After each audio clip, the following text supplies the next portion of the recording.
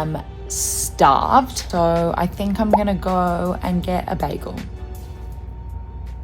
So I will give you a review of that bagel. However, we're starting off this whole New York food tour a little more south in Manhattan, in Chinatown. We're gonna work our way up and I'm gonna tell you all of the best restaurants I went to, bars, cafes, and I'll rate their value, their vibe, and of course, the taste of the food. So this is everywhere I've eaten in New York over the last week. That is worth mentioning because sometimes they're just not. All right, so kicking off down south in Chinatown. Absolutely starving after a morning of art and gallivanting, which I will discuss in another video about everything I've done in New York. Hadn't eaten all day. At this point, it's about 1:30 p.m. There was a little bakery that I really wanted to try out called Double Crispy Bakery. If you're hungry, it's like, I was like a kid in a candy shop. We settled on a green tea mooncake, 2 sort of mochi pancakes, and a egg tart. Macau style, which is essentially like a Portuguese custard tart. Hadn't eaten all day, desperate for food, but I was like, no, let's hold off and let's go get savory first. I'd really wanted to go to Cheung Fun Mart, but it closed at midday, so that's a little rice roll cart. But instead, I did a quick Google, found a place called Ji Shi Mo in Chinatown, 4.9 stars, I believe, with exactly the same dish available. So a bunch of different rice rolls. We went with the number 1 and the number 15, which were both some sort of mix of pork. One had fresh big shrimp, one had dried shrimp, one had scallions, one had, I don't know. Went up, gave my order, cash only, pay, and then she's like, it's gonna be a 30-minute wait. Now, remember again, it's 1:30 and we haven't eaten anything. So at this point I said, okay, we can start digging into the baked goods. We had both the mochi pancakes from Double Crispy Bakery and the moon cake. So good. My favorite was the coconutty pancake. Oh, it's sort of like coconutty or something, eggy. Glutinous rice flour, buttery, sugary, and like a little bit of coconut, maybe a little bit of peanut as well. Unbelievable. The other mochi pancake was very good. Mooncake, dense, decadent, so good. We got all of these things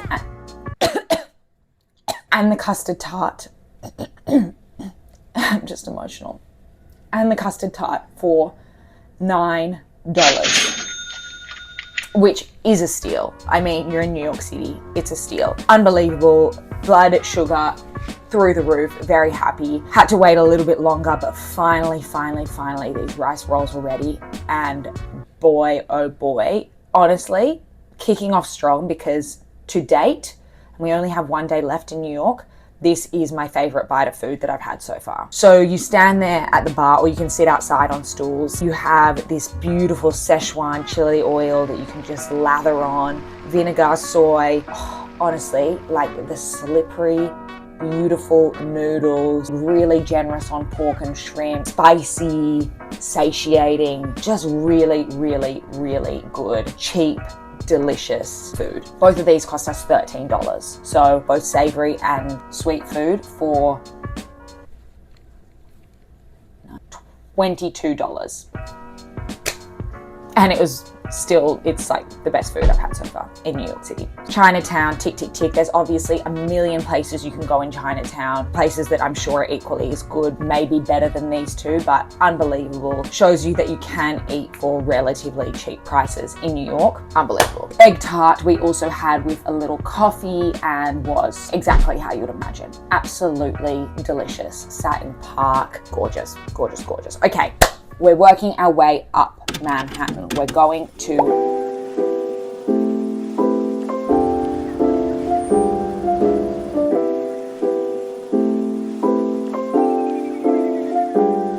first one that I want to talk about is Shinzo Omakase. So this is, I think, probably the cheapest omakase you can get in New York. It's $69 a head, which is look, it's not super cheap, but you're getting very high quality fish and very high quality sushi. And this gives you 13 pieces of sushi, which for me is enough. Ro left not hungry, but like not stuffed, whereas I was pretty full. $69 set menu. You can get a sake or a beer. It only seats, I think, 10 people per sitting, and it's an hour-long sitting. So you kind of know what you're getting in for. You get there. It's not like a sexy little Japanese bar in the way that other omakases might be. It's pretty simplistic in its vibe, but it's super casual. The chef will talk through what he's making for you, and it's obviously made all in front of you, which is like kind of part of the fun, in my opinion. Honestly, they were all really good. They got better and better and better and better and better as they went on. I could talk through all of them. They were all amazing. I think I got videos of all of them. Number one was the fatty tuna with caviar. I mean, can you get a bougier piece of sushi? Unbelievable. The tuna melts in your mouth. The caviar is this little pop of savouriness. Delicious. Close second was seared salmon with foie gras on top. So they torched the foie gras, just a little piece of foie gras on top. Decadent, beautiful. And then, of course, the Wagyu piece with truffle salt. I mean, how could you not love that? But honestly, all amazing. Small but good beer selection. Rohan got a matcha IPA, which was not my favorite choice of beer, but so I would highly recommend that if you're into sushi, if you're not looking to break the bank. It isn't a cheap night out, but it is cheaper than other omakases that you can get in New York. Delicious. After that evening, we went to a little place called Lai Ray, which I will not touch on here. I'm going to be talking about all the art and bars and things that I did in New York in another video, but this place was epic, as well as a door bar also in the Lower East Side area, which was sick. Saturday night, we also went to a place called Cervos. Now, I believe this is relatively new in New York. It is like a seafood restaurant. We did not have a booking. We went with a friend. He got there as it opened and lined up and got a seat at 5:30 on the street. I mean, it was beautiful. It was the most gorgeous night, not a cloud in the sky, perfect temperature. I ordered a perfect martini. Have a martini on the street. The sun is still high because it's still early, and good company, good food. I mean, life complete at this given moment. Then obviously the food starts coming out. Now, first up was a smoky eggplant kind of dip with anchovies and butter and bread. It looks pretty phenomenal. An amazing way to start the meal. Rich, oily, and really get something in your belly immediately that is just like high quality food. Great start to the meal. Fried prawn heads. Now, I love prawn heads. Whenever I have prawns, do we call them shrimp here? Fried shrimp heads. Whenever I have them, I honestly, as long as they're cooked, barbecued or whatever, I usually eat the entire thing, including the shell and including the heads. So for me, this wasn't super weird, but they were unbelievable, like just like a fishy French fry. Absolutely delicious.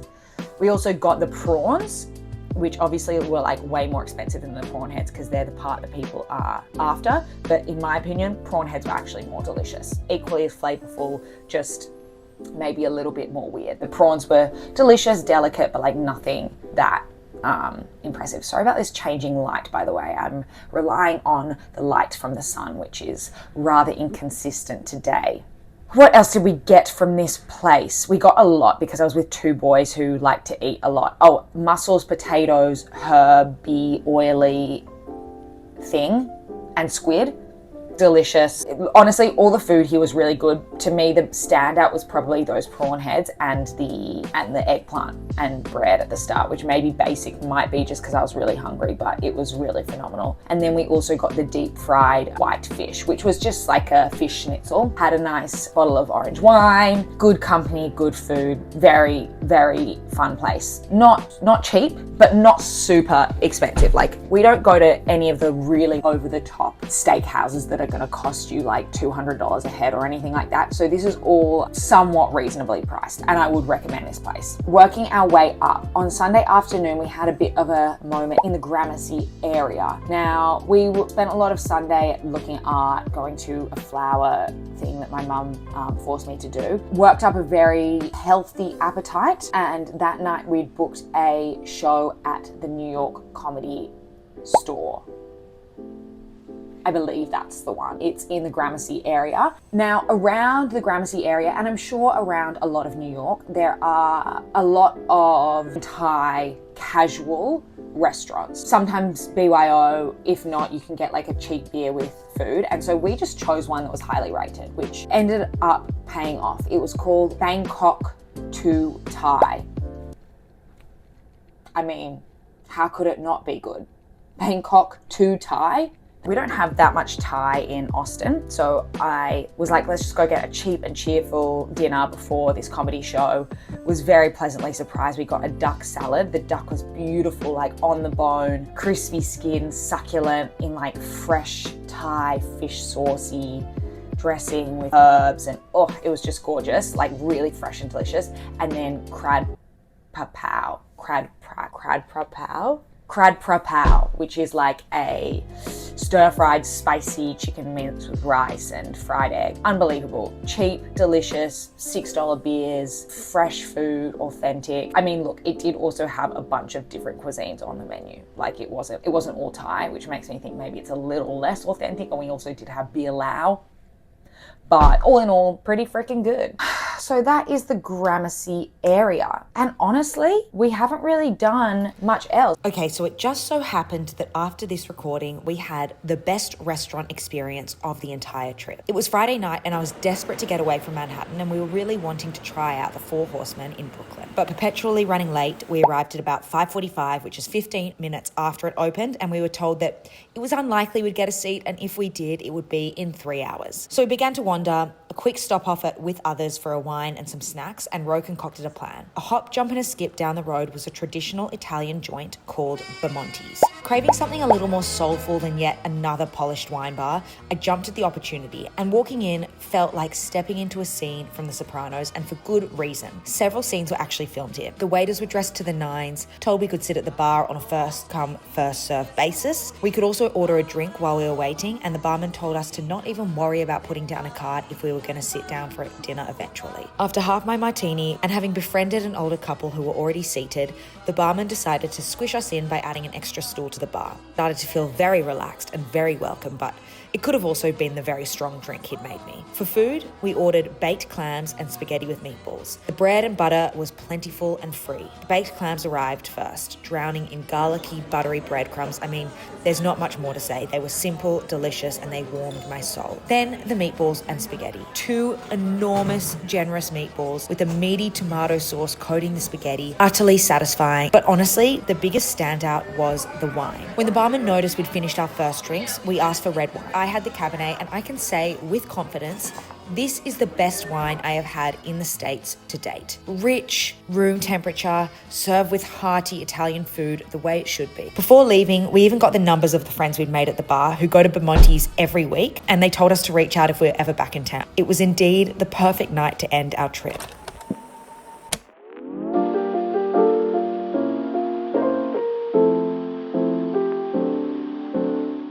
Maiko matcha in the Rockefeller Center. Very delicious. It will bankrupt you. You will need to remortgage your house in order to get one of these matchas, as is the case with most matchas nowadays, but it had lots of fun little flavors. I got an ube foam matcha, which was delicious. Ro got just a regular one with mochi balls on top. And look, if you're going to spend $10 on a matcha, you might as well make it fun. The best coffee I've had, and I've had quite a few, was a place called Park at Kim's in the Nolita area. I don't know what else to say. It was just the best one that I've had. And we went and had it in Elizabeth Street Garden, and it was just a really lovely moment.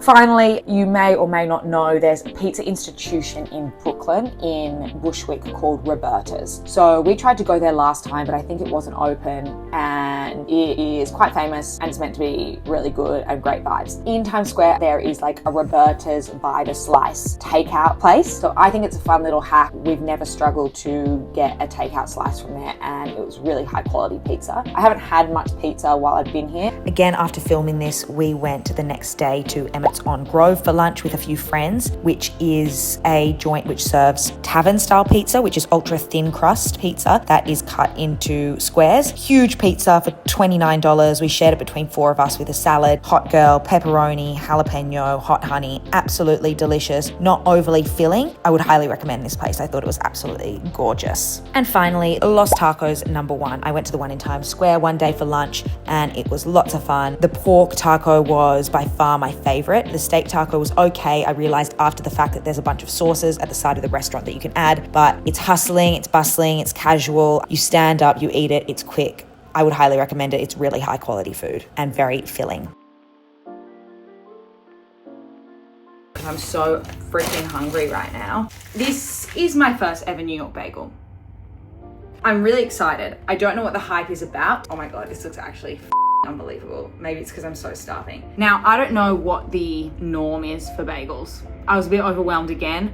I got a whole wheat everything bagel with lox cream cheese, capers, and tomato, or tomato, as I have to pronounce it in this country, otherwise no one understands what I'm saying. I mean, come on. Let's see what this hype is about.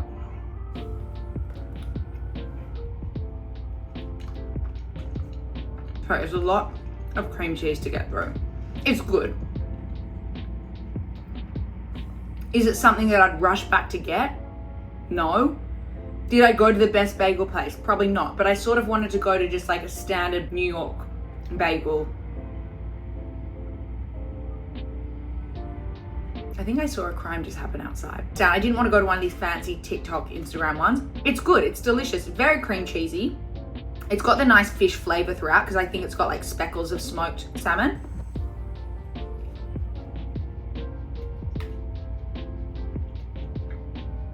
It's certainly gonna fill me up. And for $10, maybe that's expensive, I don't know. Look, all in all, it's good. Obviously the bagel itself is super chewy and doughy and delicious, but like,